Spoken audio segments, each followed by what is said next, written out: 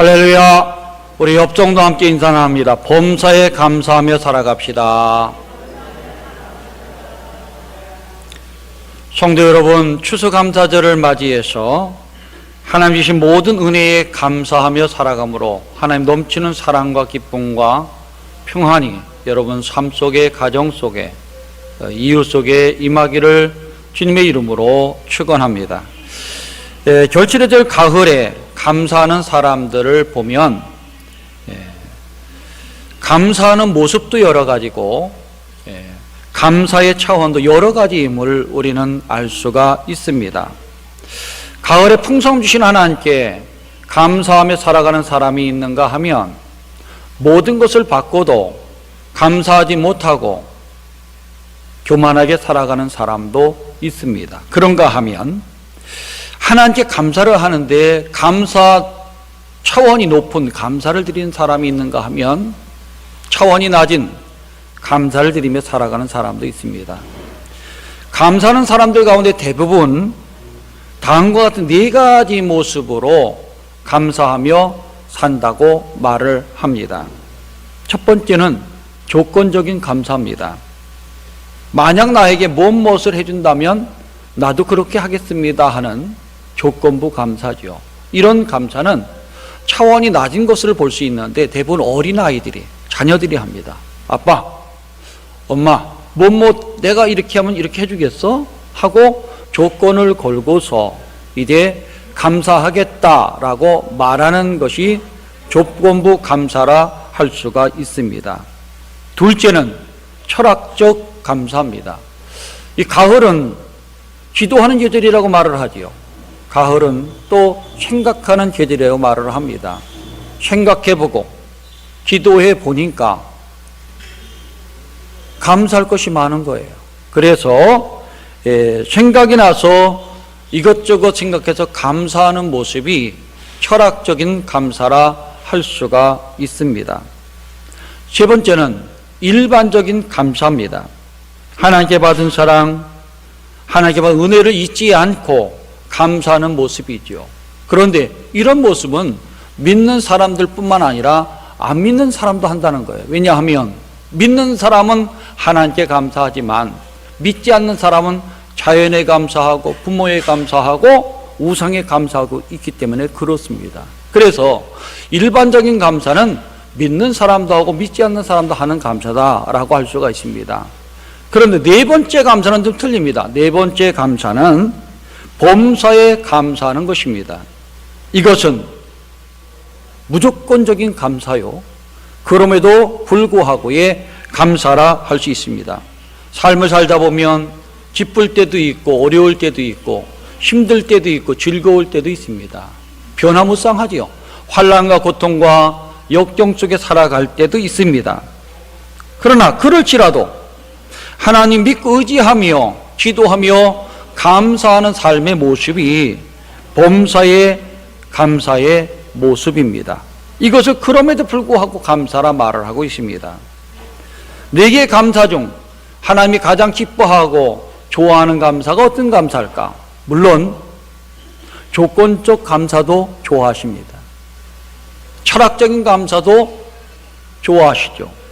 일반적인 감사도 기뻐하십니다. 그러나 가장 기뻐하고 좋아하는 감사는 바로 차원 높은 감사, 그럼에도 불구하고 감사라는 것입니다. 성도 여러분, 지금까지 네 가지 감사 중에서 여러분 어떤 감사를 하며 살아오고 있습니까? 철학적 감사입니까? 아니면 일반적인 감사입니까? 만약 이런 감사를 했더라면 이것을 뛰어넘는 그럼에도 불구하고 감사, 범사에 감사하는 믿음의 종들이 되시기를 바랍니다. 하나님이 가장 기뻐하는, 좋아하는 감사를 할 때 하나님의 크고 놀라운 사랑과 은혜를 맛볼 수 있기 때문에 그렇습니다. 많은 사람들은 그런 감사가 어디 있느냐? 어떻게 그렇게 감사할 수 있느냐라고 반문을 합니다.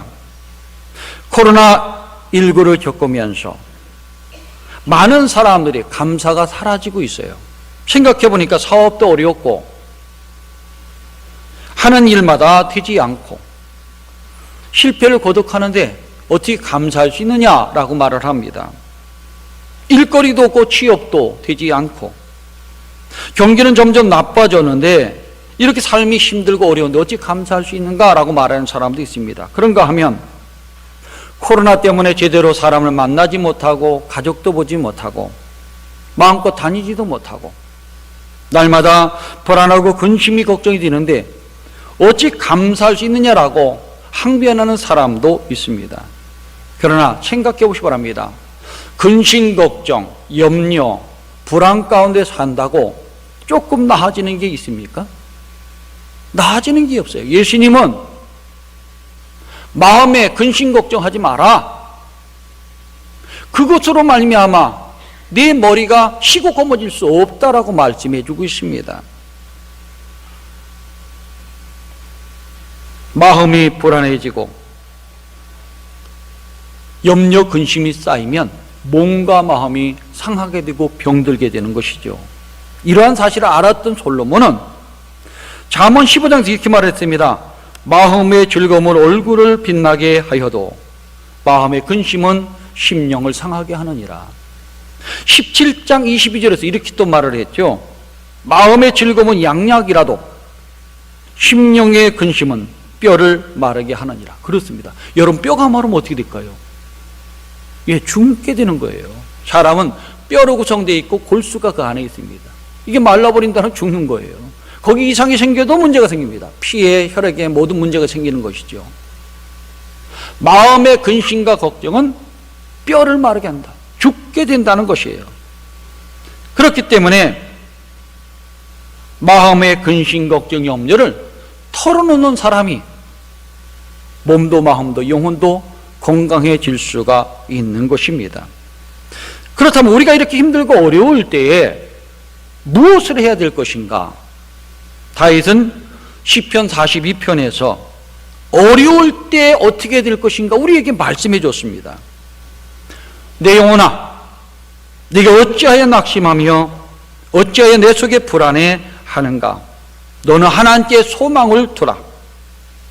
그가 하나님이 나타나 도우심으로 말미암아 내가 여전히 찬송하리로다. 힘들고 어려울 때, 근심되고 낭망이 되고 절망이 될 때에 염려하지 말고 하나님 바라보라는 거예요. 하나님께 소망을 두라.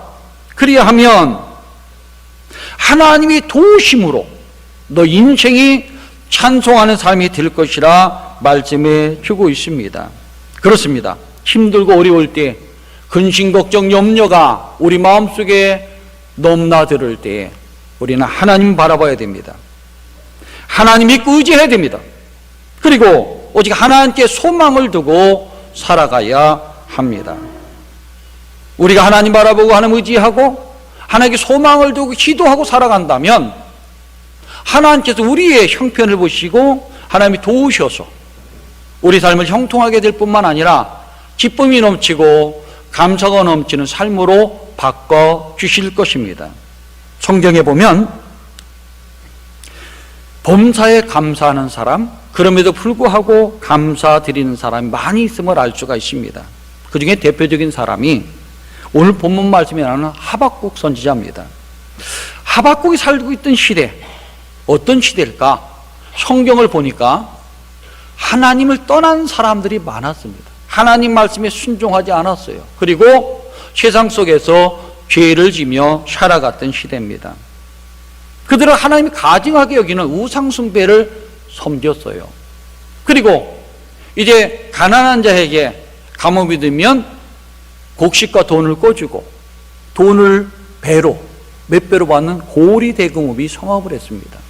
그래서 만일 돈을 갚지 못하면 그 가정의 밭을 팔거나 그것도 안 되면 집을 팔아버리고 그것도 안 되면 자녀를 팔고 아내를 팔고 돈 꼬간 그 사람 노예로 팔아버립니다. 이런 시대였어요. 그래서 빈부의 차이가 심하게 되고 사람이 살 수 없다, 도저히 이 세상에 살 수 없다 하는 그런 시대가 하박국이 살던 시대입니다.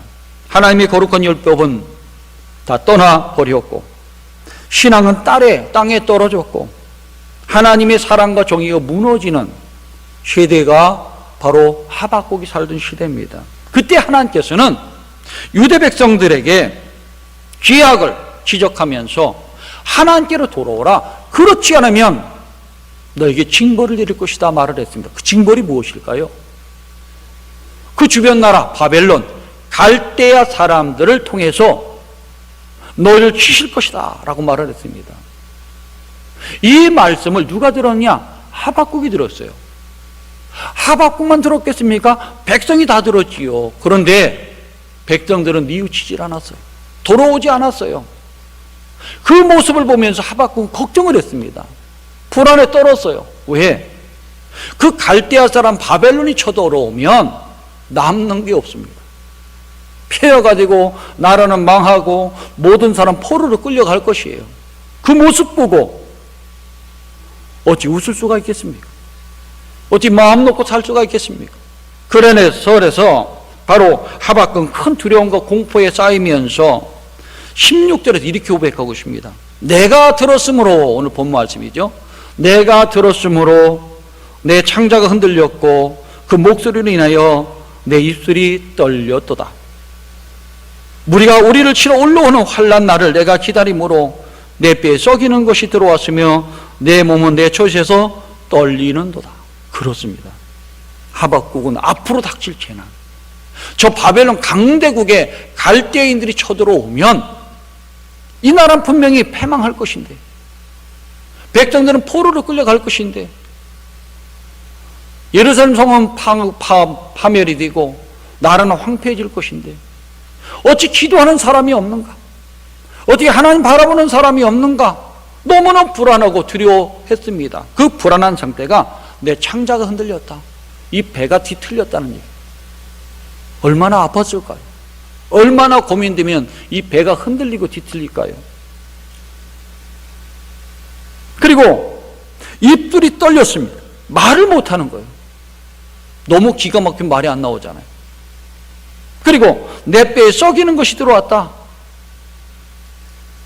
뼈에 힘이 싹 빠진다는 거예요. 주저앉는 모습, 그런 상황이 되었습니다. 뿐만 아니라 몸에 떨리는 공포와 두려움으로 어찌할 수 없었다라고 말해주고 있습니다.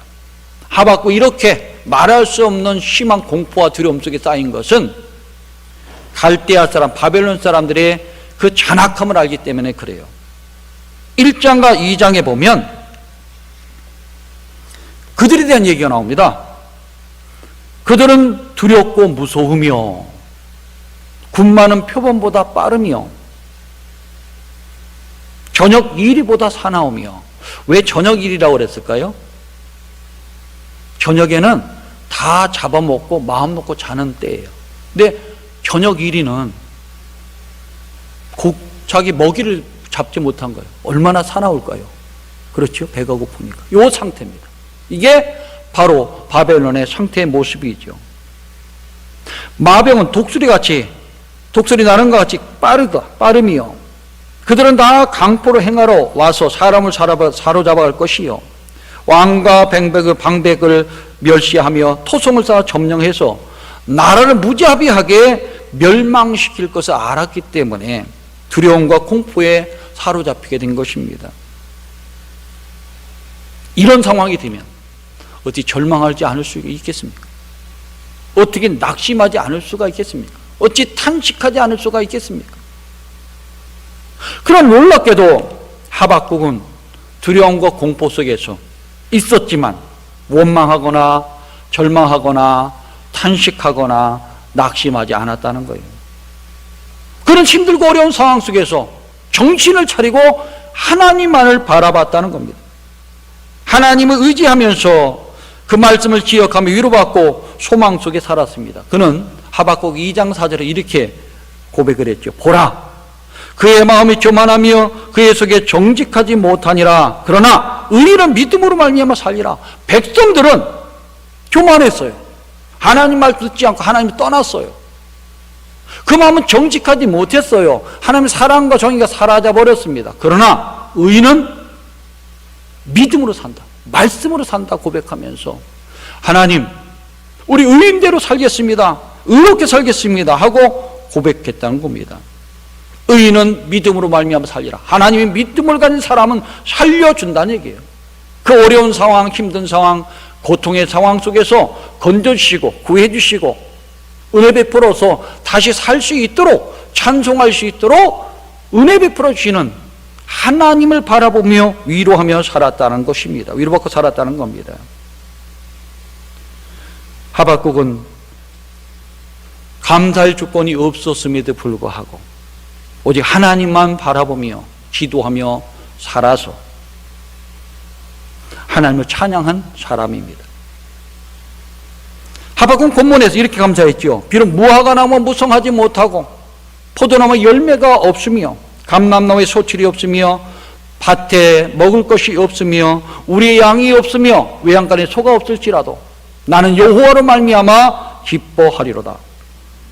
이것이 바로 하박국의 신앙의 모습이에요. 그럼에도 불구하고 나는 여호와로 말미암아 즐거하며 나의 구원의 하나님으로 말미암아 기뻐하리로다 하면서 감사 기도를 드린 사람이 하박국입니다. 누가 이런 상황에서 감사할 수가 있겠습니까? 불평하고 원망하고 탄식하고 절망하는 사람 대부분인데, 그럼에도 불구하고 하박국은 이런 상황 속에서 감사하며 하나님을 바라봤다는 거예요. 이게 가장 높은 수준의 감사입니다. 그런데 어떻게 하박국은 이런 상황 속에서 감사를 할 수 있었을까? 그 이유는 한 가지예요. 하나님 오직 나의 힘과 능력으로, 나의 구원의 하나님으로 봤기 때문에 그렇게 살았던 겁니다. 그는 오늘 19절에서 이렇게 고백하죠. 주 여호와 하나님은, 이 주 여호와는 나의 하나님이시라. 나의 발을 사슴과 같게 하사 나로 나의 높은 곳에 다니게 하시리다. 하나님의 힘이라는 거예요. 능력이라는 거죠.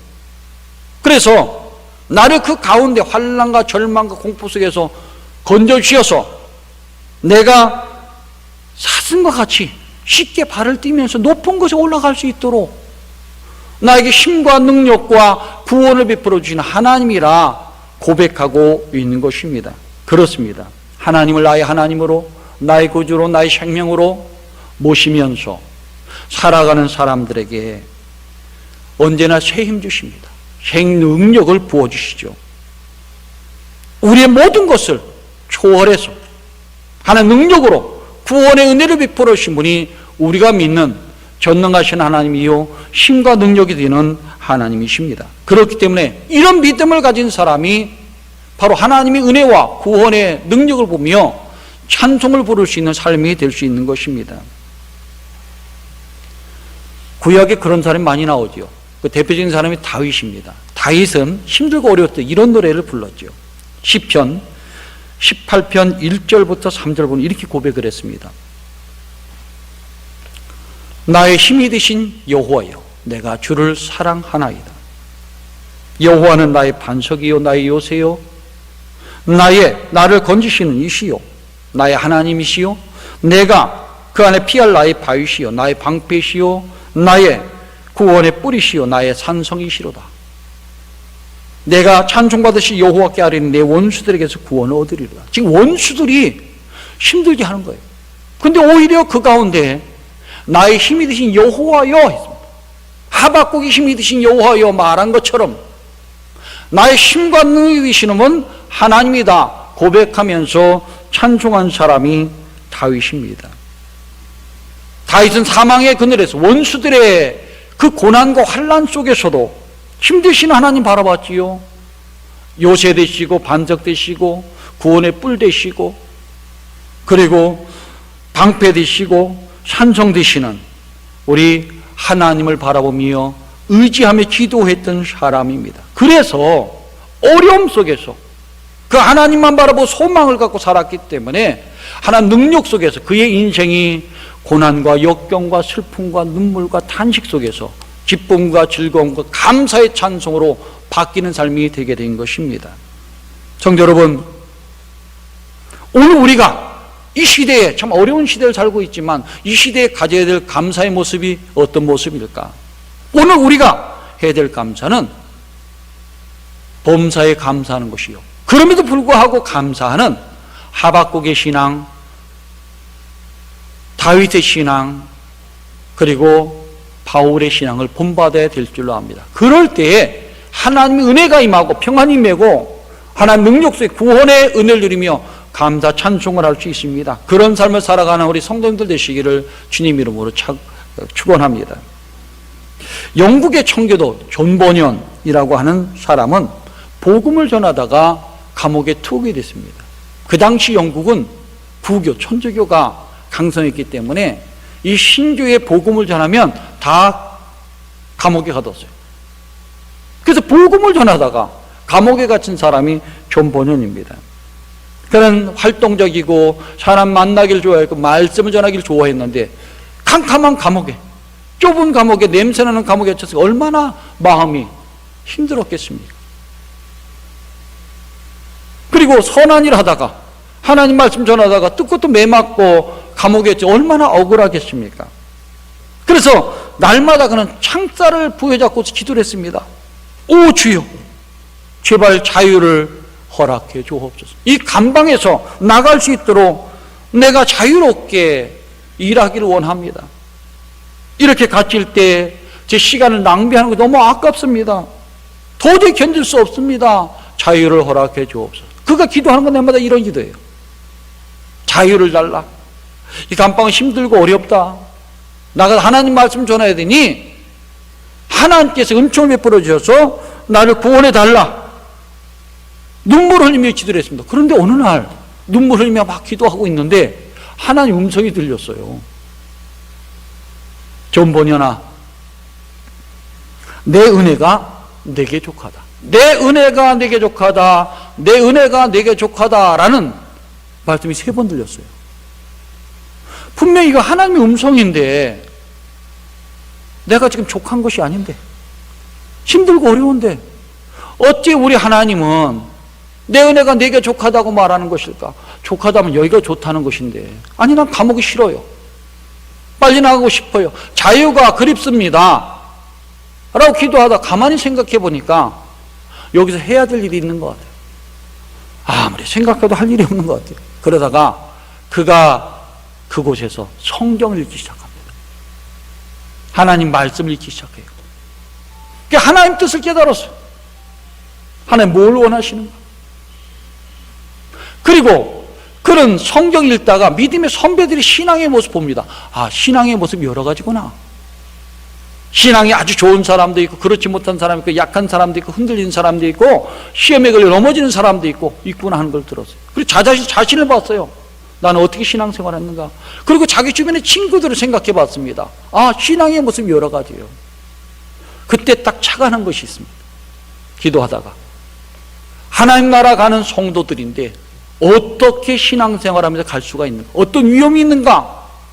어떻게 우리 천국에 다다를 수 있는가? 라는 것을 글로 쓰기 시작했습니다. 그것이 바로 존 버년의 철로 역정입니다. 우리가 읽은 성경만큼 성경담으로 많이 팔린 책이 그 책이요. 많이 읽은 사람, 그 책이 바로 베스트셀러가 된 존 버년의 철로 역정입니다. 많이 버년이 그 속에서 낙마하고 절망하고 낙심하고 괴로워하고 살았다라면 그 위대한 작품이 나왔겠습니까? 아니죠. 하나님 음성을 듣고 내 은혜가 내게 족하다 하는 그 말씀, 7번 말씀, 이게 무슨 말일까? 깊이 기도하고 깨닫고 하나님 말씀을 보고 신앙을 분석하며 연구하다가 그것을 글로 써낸 것이 존 버년의 철력. 이것이 수많은 사람들이 감동을 줬어요. 아마 여러분도 한 번씩 다 읽어보셨을 겁니다. 아직 안 읽어본 분이 있다면 한번 읽어보시기 바랍니다. 정말 위대한 책입니다. 그가 그 성전에서 감옥에서 기도하는 사람, 감옥을 성전같이 생각하고 기도하는 그 신앙을 가졌기 때문에 하나님 은혜로 깊이 길이 참고 깊이 하나님 은혜를 생각하는 가운데 위대한 책을 쓰게 된 것입니다. 스펄전 목사, 부흥사죠. 대단한 부흥사로 세계 유명한 부흥사의 첫째가 하는 사람입니다. 근데 그분이 40대가 되어서 관절염의 1등인 그 통풍으로 시달렸다고 합니다.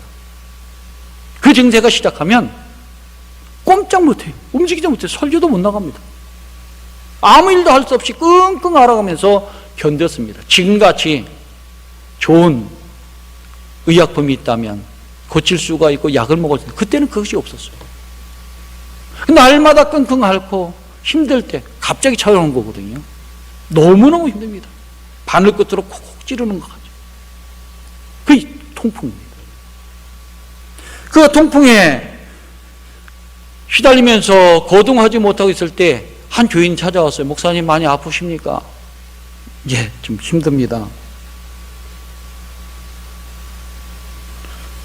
목사님 제가 기도하고 있습니다. 목사님도 기도하고 있죠? 아, 그럼요. 기도하고 있죠. 목사님 통풍으로 아픈 순간에 어떻게 기도하고 있습니까? 감사 기도하고 있습니까? 라고 물어보는 거예요. 그때 스포전이 이렇게 말했습니다. 예, 감사하려고 무척 애를 씁니다.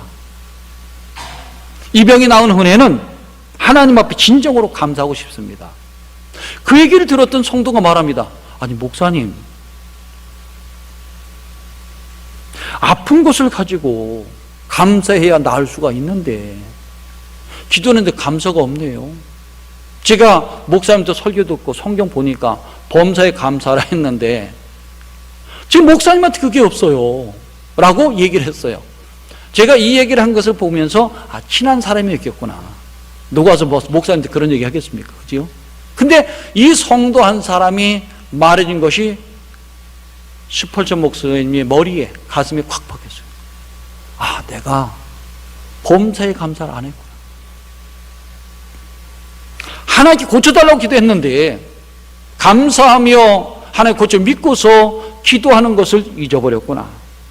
그래서 그는 감사하지 못한 자신을 회개하고 하나님 내가 이랬습니다. 회개하고 늘 아픔 가운데서도 하나님 고쳐를 믿고 감사를 드립니다. 힘들고 어렵지만 언젠가 고쳐줄 줄 믿습니다. 하나님 바라보고 의지하고 기도하고 찬송하며 감사했을 때에 그 병이 나았다는 겁니다.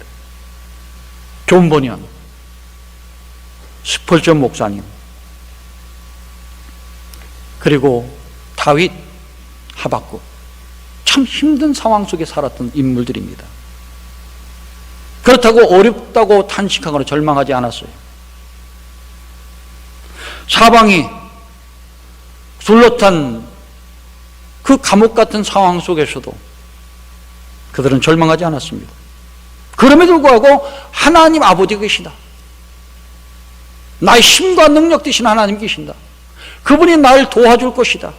내가 그래서 이 어려움을 극복하고 감사 찬송하는 사람이 되어야 되겠다 하는 고백을 드렸을 때에 하나님의 구원의 은혜를 맛보게 된 것입니다. 오늘 우리가 드릴 감사가 무슨 감사일까? 저는 생각해 봤습니다. 우리가 드려야 될 감사는 이들이 드렸던 그럼에도 불구하고 감사, 범사에 감사하는 모습을 가져야 될 것이 생각이 됩니다. 코로나19를 2년 동안 겪으면서 많은 사람들이 삶 전체가 힘들어 감사를 잊어버리고 있어요. 믿음도 잊어버리고 있는 시대입니다. 왜냐하면 인간의 힘, 인간의 능력, 지혜와 권세와 과학기술, 문명과 의료기술로 모든 걸 극복하고자 했으나 극복은 못합니다. 언제 할지도 모르지요. 나라마다 지혜를 모으고 여러 방법으로 치료하고 있지만 아직도 많은 사람이 심적, 정신적으로 우울해하고 두려워하고 가정교육, 사회, 문화, 경제 모든 것이 점점점 힘들어가고 있습니다. 이럴 때 세상 사람처럼 원망하고 불평하고 탄식한다면 그들과 다르게 무엇이 있겠습니까? 그럼에도 불구하고 우리는 여호와를 바라봐야 됩니다. 여호와를 의지해야 됩니다. 하나님 기도 간구하며 감사하며 살아야 됩니다. 그럴 때 하나님 놀라운 은혜와 복이 하박국에게 임했던 것처럼 다윗에게 임했던 것처럼 존 번영과 스펄전 목사님이 임했던 것처럼 여러분 삶 속에, 가정 속에, 교회 속에, 이 나라 속에 임할 줄 믿습니다. 그 삶을 살아가는 것이 우리들이 해야 될 감사입니다. 그런 감사하며 살아감으로 하는 은총을 누리는 믿음의 종들 되시기를 주님의 이름으로 축원합니다.